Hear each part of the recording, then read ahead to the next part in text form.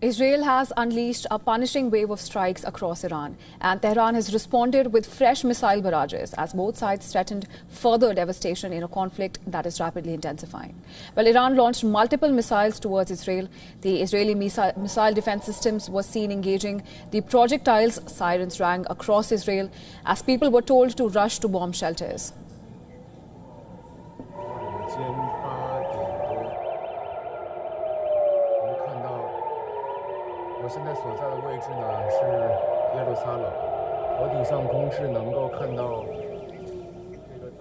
Missile interceptors were seen in the sky above Tel Aviv late Sunday as Iran launched new strikes against Israel in an escalating conflict.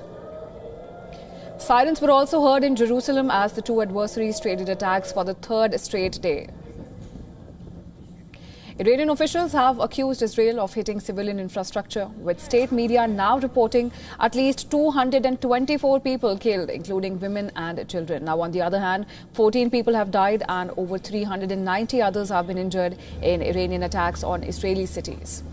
Israel's military campaign began with the assassination of high-ranking Iranian military officials and nuclear scientists. Intense aerial bombardments followed these targeted strikes. Now, a thick cloud of smoke hovered about Tehran after Israeli aircraft bombed two major fuel depots.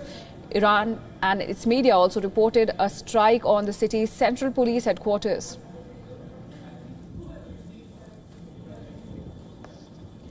Israeli military released these images, which it says showed destruction of missile storage sites. Israel says it is launching precision strikes to weaken Iran's ability to launch new attacks.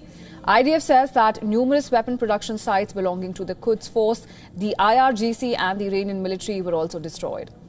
Israel says that Iran sent over 100 drones, which were downed. Now, these images were released by the IDF.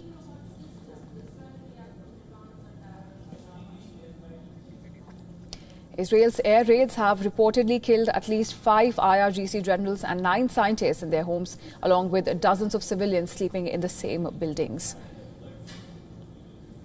Iranian state media claims that Israel also detonated 5 car bombs in Tehran, although an Israeli official speaking to public broadcaster Kan has denied any involvement in the blasts. Iran's semi-official Tasnim news agency has now confirmed the deaths of Mohammad Kazemi, the Islamic Revolutionary Guard Corps intelligence chief, and his deputy Hassan Mohakik. Earlier, Israel had claimed of eliminating them. Now, in response, Iranian officials have vowed to, quote-unquote, open the gates of hell, calling this the most dangerous confrontation in the history of the decades-long Israel-Iran conflict. We currently possess a complete database of all your sensitive and critical locations and vital points. Therefore, we emphasize, do not allow the criminal regime to use you as human shields. Refrain from residing or moving near the mentioned locations, and know that staying in underground shelters will not provide you with security.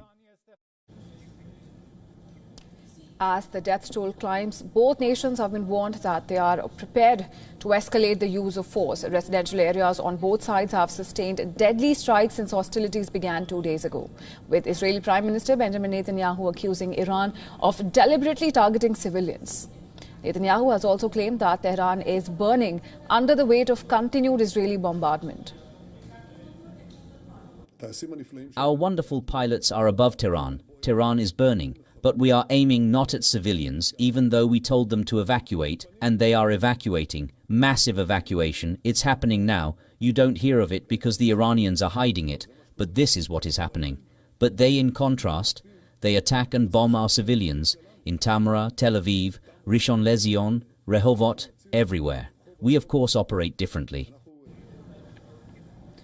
On Sunday, Israel confirmed that its Air Force struck Mashhad airport in far eastern Iran, approximately 2,300 kilometers from its own territory, marking the longest range strike of the war so far.